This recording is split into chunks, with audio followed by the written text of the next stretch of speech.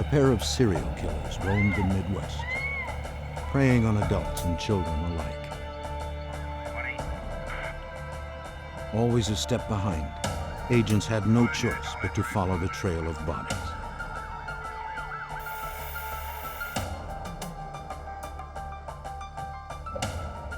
As the crime spree raged out of control, pressure mounted to stop these killers.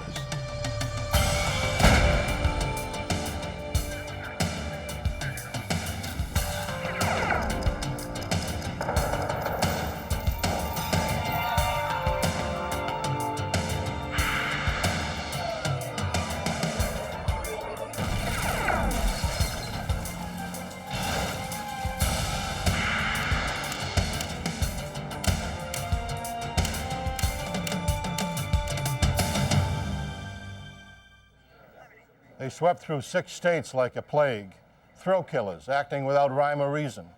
They targeted adults and young girls, kidnapping, murdering, then moving on to kill again.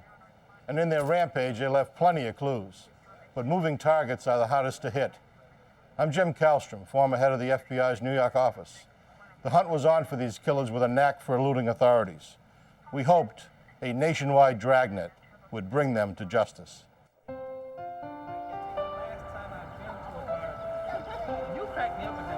In Kenosha, Wisconsin, a community close to the Illinois border, single mother Juanita Wheat arrived home with her 9-year-old daughter Verita and their new friend Robert Knight. It was getting late on the evening of May 29, 1984, when they returned from a day of fun at a local carnival. Robert told Juanita that he had a belated Mother's Day present for her at his place just a few blocks away. He asked if Verita could help him carry it back. He promised it would only take an hour. Reluctant at first, Juanita gave in to her daughter's excited pleas. All right. Be goodbye, baby. All right, we'll be right back. Take care, Mommy. I will.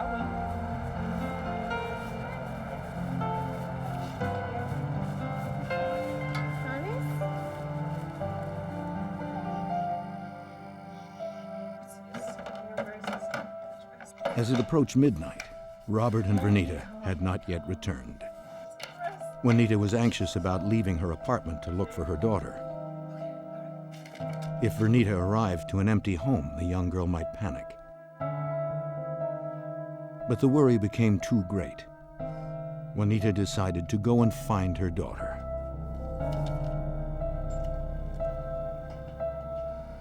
She went to the address Robert had given her.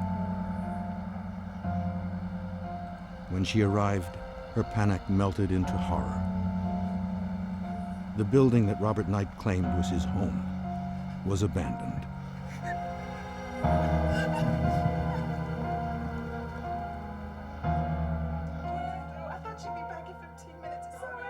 Not knowing where else to turn, Juanita went to her friend Ellen Reeves for help. Concerned for the safety of her friend's daughter, Ellen insisted it was time to contact the police.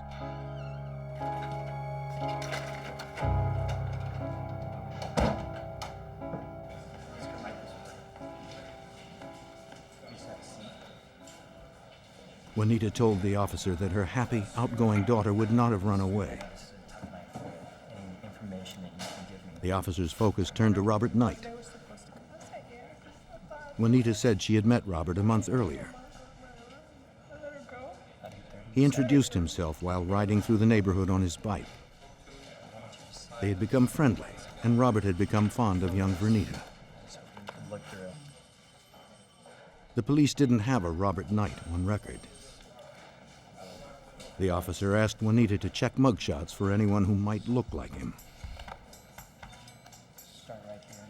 Juanita scanned 2 books of photos.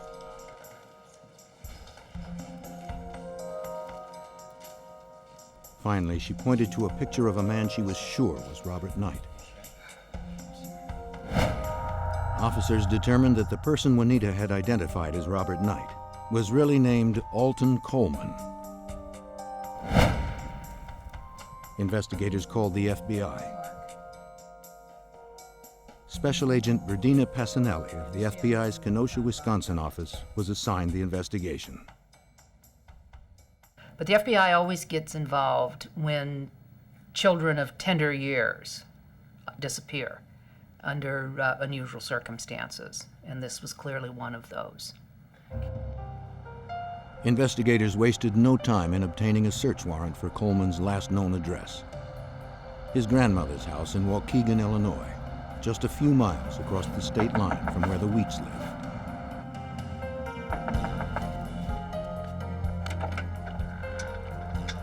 A young woman answered the door.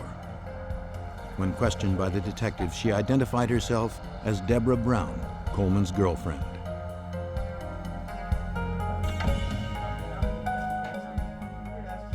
At first, Brown was reluctant to answer any questions about Coleman or his whereabouts. She said she had been living at the residence for a year, providing home care for Coleman's nearly blind grandmother.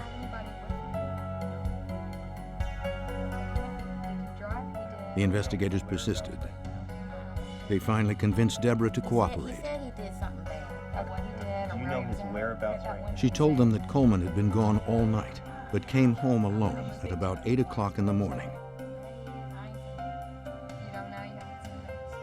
He had come by to change into a suit for a court appearance later that morning. Can you tell me the last time you saw him? Coleman had been charged with raping a 14-year-old girl at knife point. Brown also admitted that Coleman had told her he had done something really bad the night before, What that bad thing? but he did not explain what. Recently? Investigators waited at the house for Coleman's return while other officers canvassed the area. Okay, do you know if did he drive? He was nowhere to be found. The FBI joined forces with local investigators. Detectives from Kenosha and nearby Waukegan, Illinois, already knew Coleman's reputation. He was a violent criminal with a disturbing past. As I learned about Coleman, I realized he was extremely dangerous because the Waukegan Police Department had an extensive arrest record on him. He had been arrested almost 10 years previously for the rape of a 40-year-old woman, and he had a number of other arrests, mostly for assault, for molestation, rape of a child. And as you looked at these cases and you listened to the detectives who were familiar with him, you saw a picture of an increasingly violent person. The task force enlisted every available officer and agent to help in the search for Coleman and Verita. You want to get that? Well, our strategy that night was to find Alton Coleman. We sat down then at the police department and assembled everything we knew. We came up with information that he a lot of times rode the train, he took taxis because he didn't have a car. What happened then is we split up into teams and went out and started interviewing people. On the streets, investigators talked with drivers at various taxi stands. Everyone was familiar with Alton Coleman. The cabbies agreed that if they saw him, they would notify the police. The task force offered a $5,000 reward for information leading to Coleman's arrest. The promise of a reward caught people's attention, but didn't draw out any useful leads as quickly as the investigators hoped. Investigators feared that time may be running out for Verita Wheat.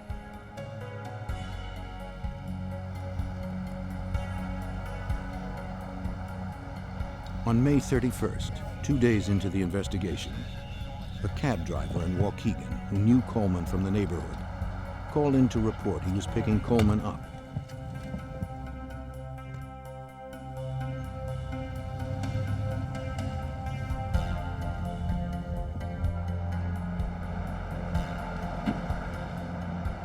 A squad car conducting surveillance in the area responded.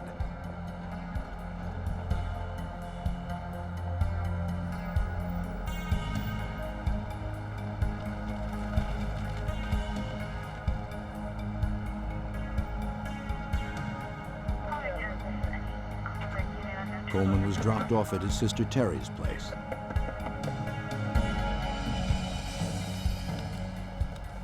He saw the approaching officer and took off. disappeared into the neighborhood he knew so well.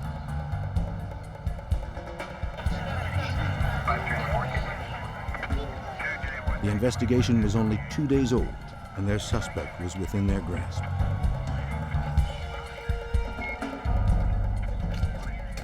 Investigators speculated Coleman was probably hiding out in the abandoned warehouses that ran along Lake Michigan.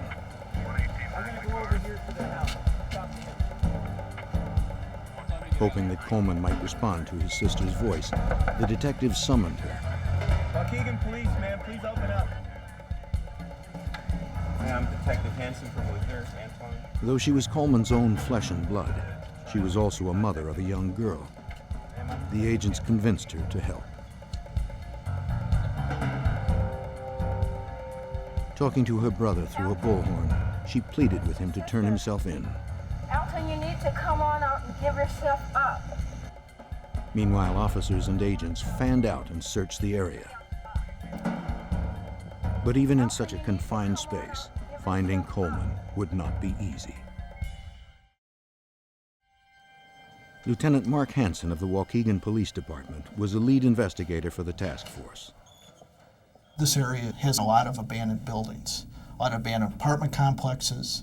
It's heavily brushed. It was at nighttime, easy to escape in there and not be seen again. This was 1984. We didn't have helicopters with searchlights. We didn't have infrared. We didn't have the resources to fully encircle an area of that size. The search continued through the night. But after 8 hours, it seemed their suspect and their best chance of finding 9-year-old Verita had slipped through their fingers. Desperate to generate leads, investigators saturated the local media with details surrounding the abduction. TV and newspapers ran photographs of Verita Wheat, asking anyone with any information to contact the task force. The news spread quickly. Investigators were flooded with sightings of Coleman from the public. Most were dead ends. But one cab driver who saw Vernita's picture on the news contacted the task force. He remembered picking up Coleman and the little girl on the night of her disappearance. He had assumed they were father and daughter. The cab driver dropped them off around midnight near a scrapyard in the industrial section of Waukegan. That one particular night. Where did you take him? Investigators approached the night manager at the scrapyard.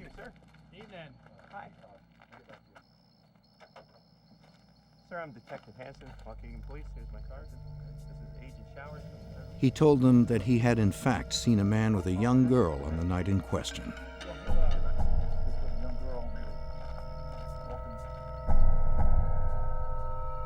He recalled that close to midnight, the two had walked hand in hand through the side gate. He couldn't really see the man's face, but he did notice that the man had an unusual rolling gait to his walk, a feature that acquaintances of Coleman had described. The night manager identified the little girl as Verita Wheat. The sighting was enough to allow the FBI to issue a federal warrant for Alton Coleman. He had taken Verita across state lines. It was also the last time anyone saw Verita Wheat alive. The task force responded with another massive search. We had about 150 FBI agents and detectives from both Kenosha and Waukegan. We did a methodical search where Coleman was last seen with Verita. This included using dogs going through the junkyard, house-to-house and abandoned building searches, all in this downtown area, and we found nothing. Investigators knew she was alive at midnight on the evening she disappeared. They also knew that Coleman was alone the next morning at 8 a.m. as he prepared for his court appearance. So total there's The question was, what happened to Verita during that 8-hour gap? profile from FBI headquarters in Coleman. FBI Special Agent Jeff Showers was on the task force. he struggled to fit the pieces together. How far is he going to travel with this girl? The girl may not even be in Waukegan. She may be in another town. But we knew that the longer that we waited, it was getting dimmer and dimmer. Coleman and Vernita seemed to have vanished. On the night of June 19th, 3 weeks after Vernita's disappearance, investigators received a call from a man in Waukegan who was looking through an abandoned building for scrap metal to sell. On the second floor of the wrecked apartments, he made a horrifying discovery. The body of a child lay on the bathroom floor. Alton Coleman, the FBI's prime suspect in the abduction of 9-year-old Verita Wheat from her home in Kenosha, Wisconsin, remained at large. As the hunt for Coleman intensified, a man scouring for scrap metal in an abandoned building in Waukegan, Illinois, came across the lifeless body of a young girl.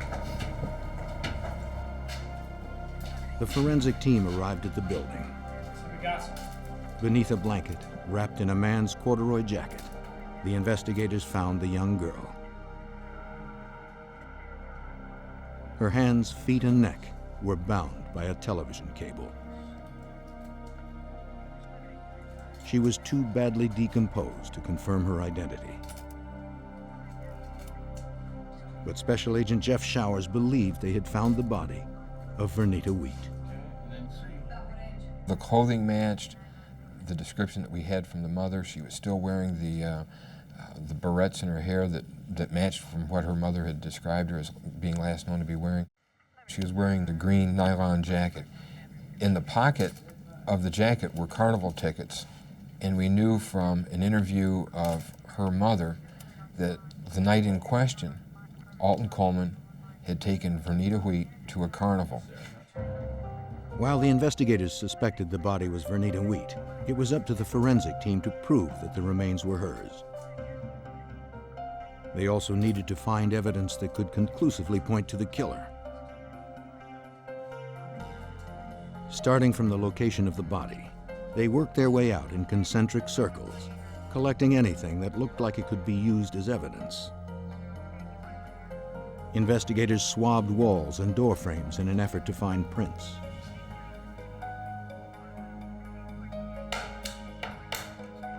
Figuring whoever moved the body into the room had to come in contact with the door, they removed it from its hinges and sent it to the FBI labs in Washington, D.C. Under the lab's microscopes, FBI examiners discerned a thumbprint on the door. Comparison to samples they had on file were conclusive.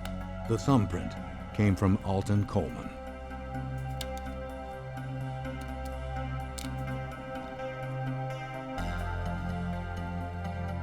Examiners also compared prints taken from the little girl's hands to those lifted from Verita Wheat's school books that had been retrieved from her home. That comparison was also positive. The search for Vernita was over. Investigators now had enough evidence to issue another warrant for Alton Coleman. This time, it was for the murder of Verita Wheat. We knew then that Alton Coleman was responsible for the death of this child. And now we've got not only a kidnapper, but we also have someone who's committed murder. While at the autopsy to determine Verita Wheat's exact cause of death, a television news broadcast caught the attention of Agent Showers and Detective Hansen. The first news that a little girl had been found murdered in Gary, Indiana. Agent Showers, I think, immediately thought that there could be some connection to Coleman. The report also mentioned something that investigators found disturbing. There were 2 killers, and the second suspect was described as being a black female. Investigators immediately suspected Coleman's girlfriend, Deborah Brown, who had not been seen in weeks. If investigators were right, Alton Coleman and Deborah Brown had traveled 90 miles from their hometown neighborhood. Okay, you can They were on the move, and they were leaving bodies along their way. Come up with another form of transportation, and then he comes out.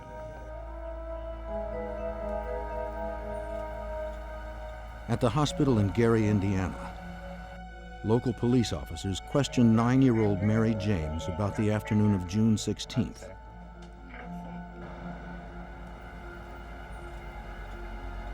Mary told the officers that she and 7-year-old Janice Clay were walking to the store when they were approached by a man and a woman on bikes.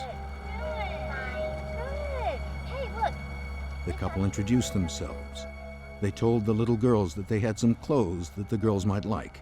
We got some shoes and stuff. You guys want to take a look at it? Okay, cool. We'll look right around it. To retrieve the clothes, Mary and Janice followed the couple into the woods.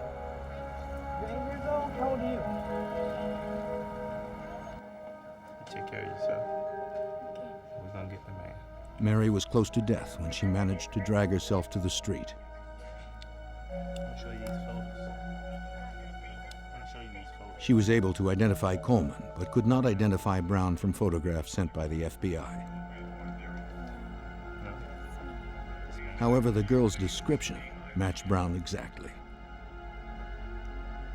How about this one right here? Now, investigators were dealing with 2 killers.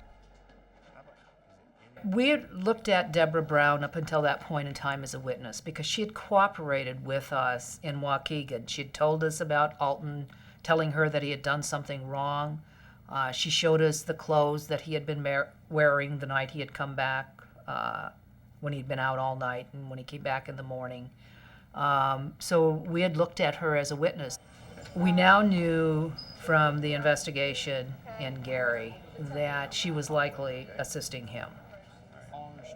Investigators struggled to figure out some way to predict Coleman and Brown's next move. Both murders occurred in largely black communities, communities where the two could easily blend in.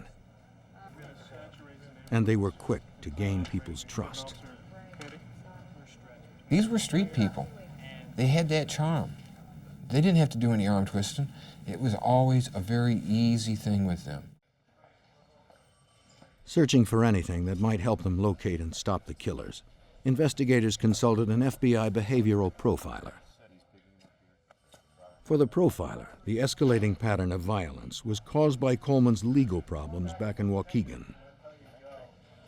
He saw the fact that he had taken Verita the night before a court appearance on the rape of a 14-year-old, and that he had abducted her and then murdered her as an indication that he was responding to the stress of the court appearance, and so that he would continue to murder out of anger and stress and rage. Investigators had reason to fear that the 2 murders were only the beginning of a ferocious crime spree. To capture a serial killer, the profiler suggested a massive national media campaign aimed at the black communities. So we started a publicity campaign, releasing his photograph, releasing pictures of Brown to the media, press releases, everything we could to get his picture out in the forefront. Our hope was that somebody would see him and turn him in. But the task force was always a step behind. On July 8th, agents received information from local Ohio detectives about an elderly woman named Rose Wiggins who reported her daughter missing. Rose explained that earlier in the day she had come by to check on her daughter and found the door locked. Her young grandson, James, was too frightened to open the door. The detective convinced him they were there to help. Now he had nothing to fear.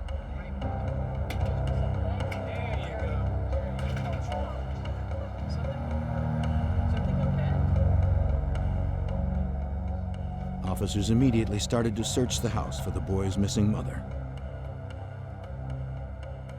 While looking, they found 3-year-old Johnny, afraid like his older brother.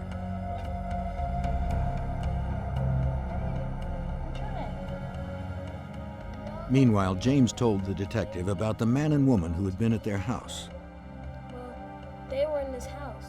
Okay, I'm gonna show you some pictures. He showed the 8-year-old photos of the suspects, Coleman and Brown. This is the lady, right? James positively identified them as the couple who were there the night before. You're absolutely sure? Okay, Raymond. How you doing? Detective Smith. Searching the house for the boy's mother, the police found blood smeared throughout the kitchen.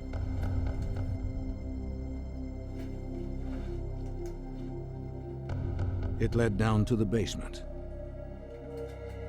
Not knowing who or what awaited them, the investigators followed the grisly trail.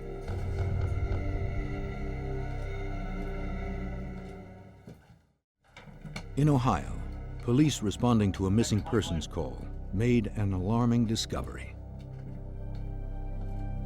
The young son of the missing mother had identified fugitives Coleman and Brown as having been in their home. Blood stained the walls. They proceeded cautiously, not knowing if their suspects could still be lurking in the darkened basement.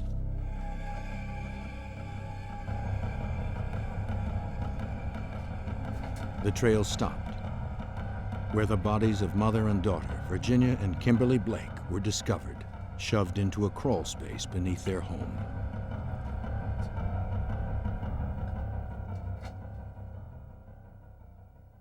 Coleman and Brown. We didn't know where they were, and the violence connected with the murders and the crime scenes was beginning to intensify. The officers continued their search, still believing their suspects could be somewhere in the family's home. But they seemed to have slipped away, leaving behind unmistakable evidence, clippings of jerry-curled hair. James recounted for investigators that his mother, Virginia, had met Coleman and Brown earlier in the day. What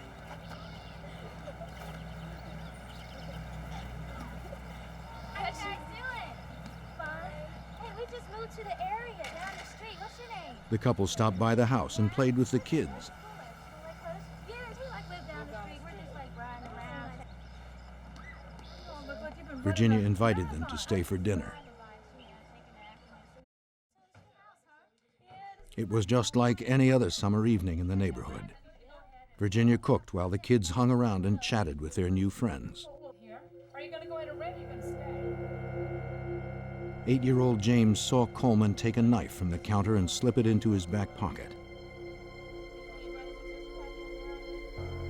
Soup's on, guys. Soup's on. After enjoying dinner together, Coleman, Brown, James, and his younger brother settled into the living room to watch television. At the top of the evening news, the story of a pair of killers on the loose flashed across the screen. Coleman immediately turned off the television and shuffled the boys off to bed, Have a good night. while Kimberly and Virginia washed the dishes.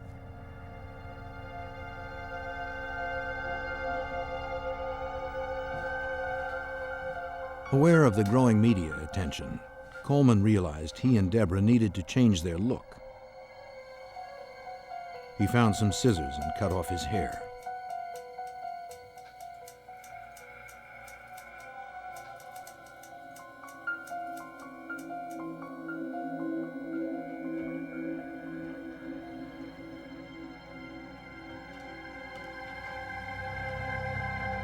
Coleman, with Brown at his side, approached the little girl and her mother. Just upstairs, James and Johnny were asleep.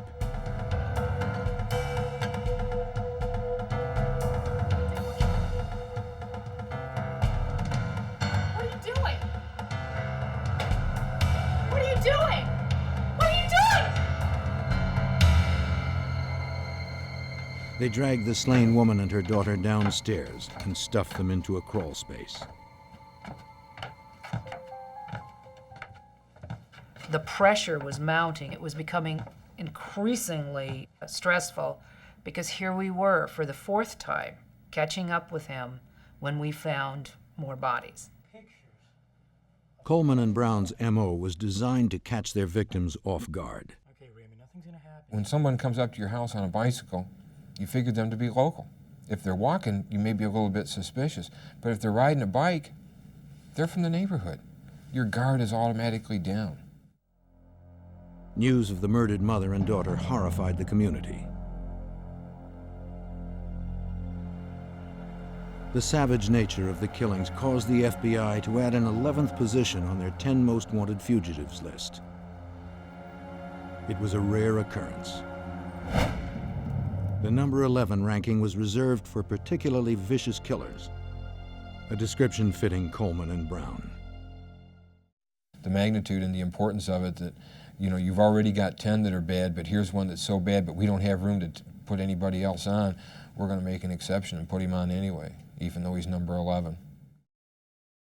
With the national media spotlight focusing on the couple, it would be difficult for them to remain anonymous. And in solving fugitive cases, finding people, there is nothing better than publicity, because all you need is the one phone call from one person saying, I saw this picture and I know it's this individual. Phone calls poured in with more frequency and speed than ever before. Any crime that matched their suspect's MO was funneled back to the task force headquarters. Hopefully, they would be able to get one step ahead of the fugitives. Investigators were sure that Coleman and Brown would tire of a life on the run and return to familiar territory.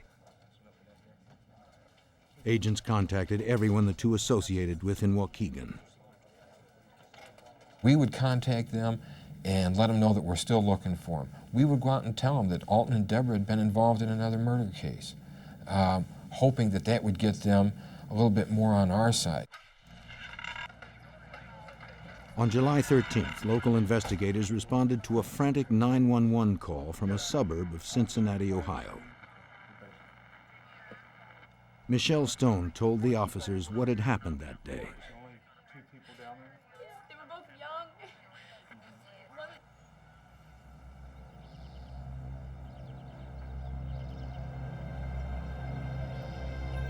A couple arrived at the Stones' house earlier that morning.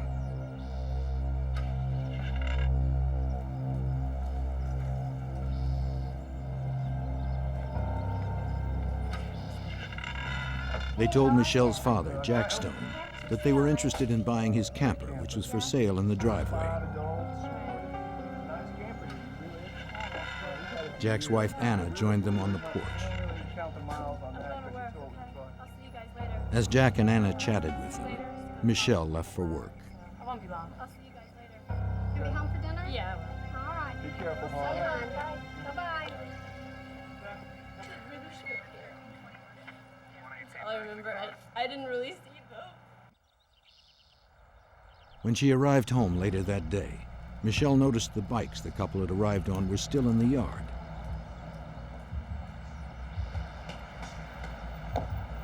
And her father's car was missing.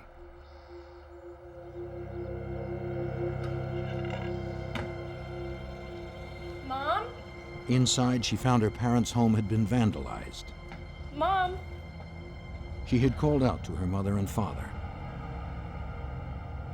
Hearing no response, her mind began to race as she stepped through the shattered glass and overturned furniture littering the room. Dad?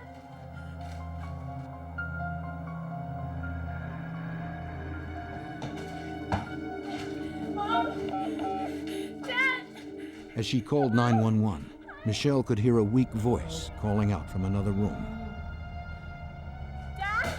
Next to the basement door, she noticed a bloody palm print. Dad? Dad, are you here? She walked down into the dimly lit room, not knowing what or who she might find. Lying next to each other, motionless on the floor, she discovered her parents. Her father, Jack, was barely alive. As she reached to take her mother's pulse, she lifted the sheet. Her mother, Anna, was dead. Michelle waited by her father's side for help to arrive. My mom had a sheet over her body. Her parents had been bludgeoned and bound. Michelle's description of the couple that had stopped by her parents' house earlier that day matched the fugitives, Coleman and Brown.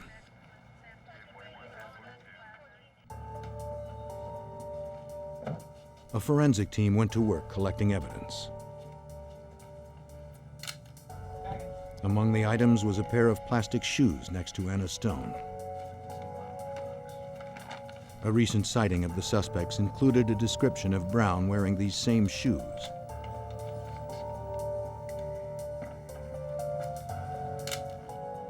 Crime scene technicians also retrieved other bloodied tools found around the body. Later, forensics confirmed the crowbar was used to kill Mrs. Stone.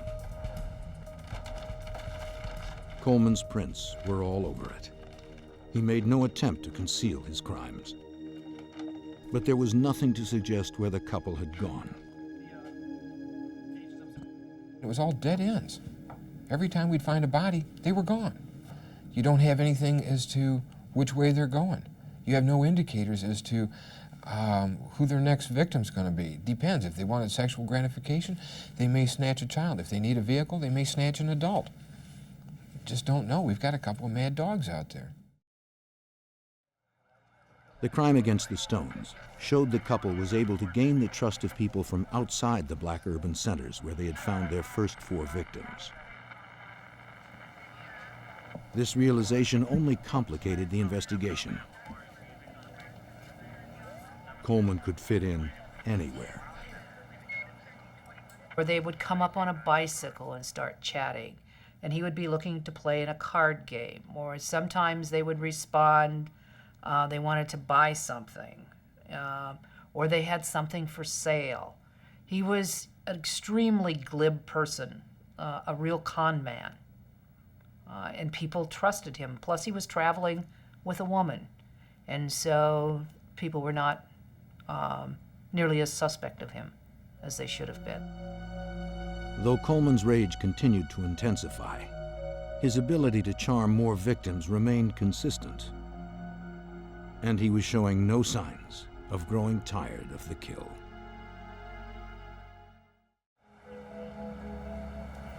A month and a half had passed since Alton Coleman and Deborah Brown embarked on a killing spree that had left 5 victims dead. In Cincinnati, Coleman bludgeoned a husband and wife, leaving the wife dead and the husband barely clinging to life. Their car was missing. An APB was immediately put out on the vehicle.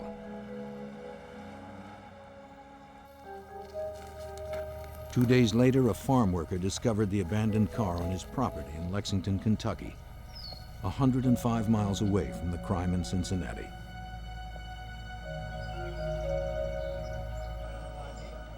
In less than 2 days, the fugitives had traveled hundreds of miles across 2 states. The FBI media blitz was leaving them with few places to hide. But the couple appeared to be heading further away from their home in Illinois, not closer, as investigators had hoped. When you're talking about Alton Coleman and Deborah Brown, they are not a normal killing machine. A normal killing machine is going to be one person. We've now got 2 out there. They're working together. They're feeding off each other, and one's giving support. Those are the problems. We couldn't separate them. We couldn't talk to one. We couldn't talk to either one of them. Knowing Coleman would eventually need to steal a car, the FBI saturated the Lexington, Kentucky area.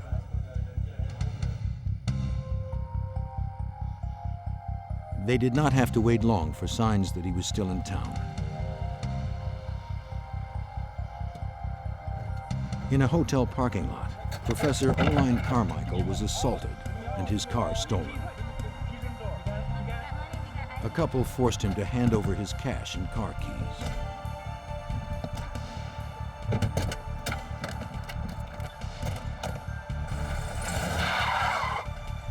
Leaving the professor wounded but still alive, they sped away.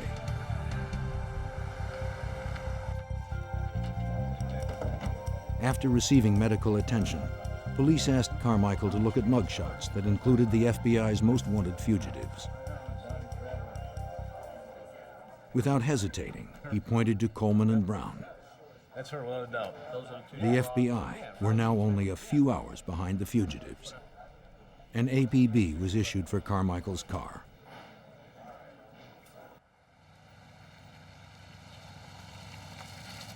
In a matter of hours, they received a response. It came from police in an Ohio town close to the Kentucky border. The professor's car was found, abandoned behind some vacant buildings. Coleman and Brown, however, were nowhere in sight. For the experienced agents, finding the car in Ohio meant Coleman and Brown were probably on their way home. Gut instinct is going to tell you that he's going to come back home. He may not come back to Waukegan, but he's going to come back to some place that he feels comfortable with. He'd never been to Gary, Indiana. He'd never been to Detroit. He had never been to Toledo. Had never been to Cincinnati, Dayton, Ohio, Lexington, Kentucky. At some point, he's going to get tired and he's going to want to get back to comfort. Some place that he feels comfortable. He knows the streets. He knows the people. He's going to feel comfortable. He's coming back. The FBI immediately set up a dragnet. Agents and police officers from across several states joined forces to track Coleman and Brown as they headed home to Illinois. Reports of stolen vehicles or assaults were to be given immediate attention.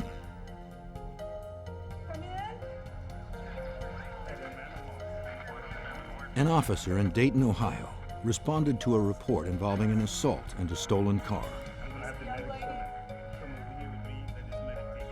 The call came from an elderly couple, Reverend and Mrs. Gay.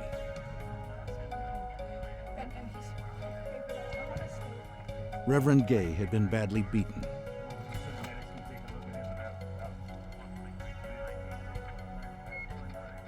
Mrs. Gay told the officer that a young couple who they had met weeks earlier broke into their house. After beating them, the attackers demanded the keys to their station wagon. According to the description, the attackers were Coleman and Brown. New leads were coming in at a furious pace. Coleman and Brown were still just out of reach.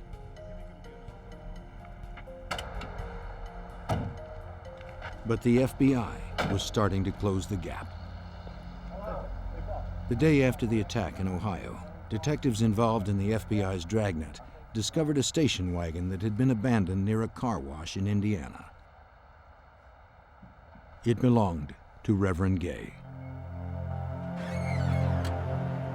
Later in the day, some road crew workers on the edge of Interstate 65 outside of Zionsville, Indiana, made a gruesome discovery. It was the body of an elderly man who had been reported missing from his home in Indiana. He was found on his 77th birthday. Evidence left at the scene was unmistakable. Coleman and Brown had claimed another life. The body was found less than 20 miles from the couple's home turf. The country's most wanted fugitives had come home, and the FBI was waiting for them.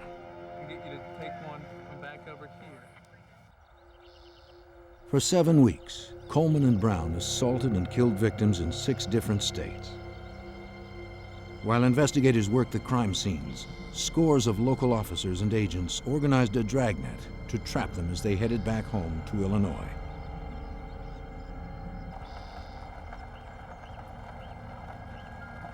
The aggressive media campaign was having an impact.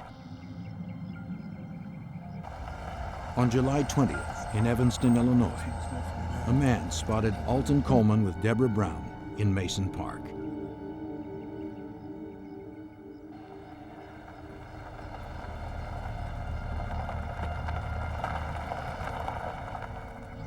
While he waited with the car running, his friend called the police. It was the one phone call investigators had been hoping for.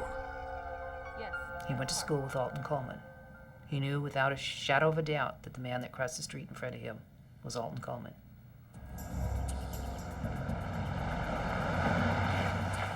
Evanston police responded.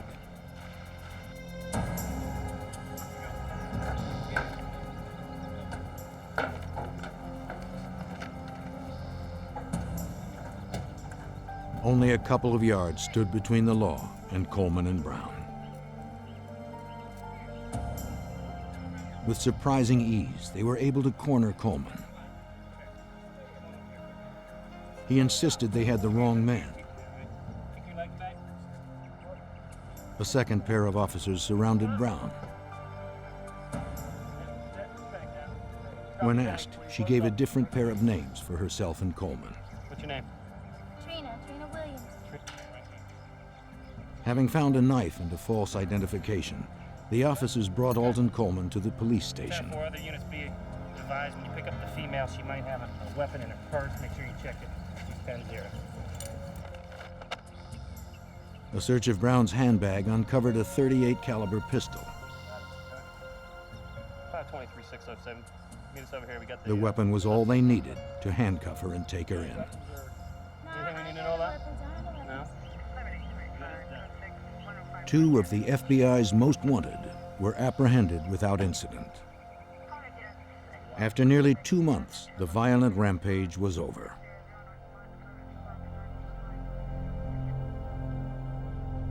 Coleman continued to insist he hadn't been in any of the places where the murders happened. But the forensic evidence collected over the past 7 weeks proved otherwise. Alton Coleman was charged with the federal crime of kidnapping Verita Wheat, followed by murder charges in 3 other states.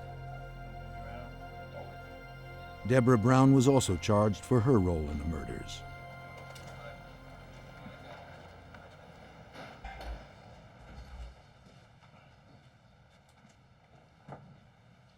As investigators from the task force looked on, a strip search uncovered a bloody steak knife.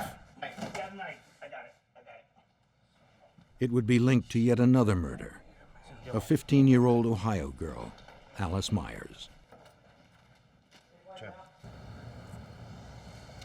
Illinois State's Attorney Matthew Chancey was given the task of prosecuting Alton Coleman. In his mind, the motive was simple. With Verita Wheat, he crossed a threshold, and once he crossed that threshold, it was easy for him, and I think that he enjoyed it. And it wasn't just easy anymore; it was something he liked. He liked doing, and so he looked for every opportunity he could to repeat that. Together, Coleman and Brown had stolen 7 lives. 3 states sought to take theirs. Brown stood trial separately. She was sentenced to life in prison. Until the end, she was committed to Coleman.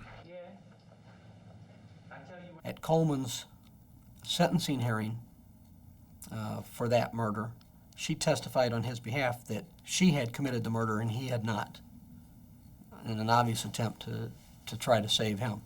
It didn't work. Coleman and Brown's rampage had covered over 1,300 miles in 6 states. For Special Agent Berdina Passanelli, the intensity of the FBI's hunt prevented more needless murders.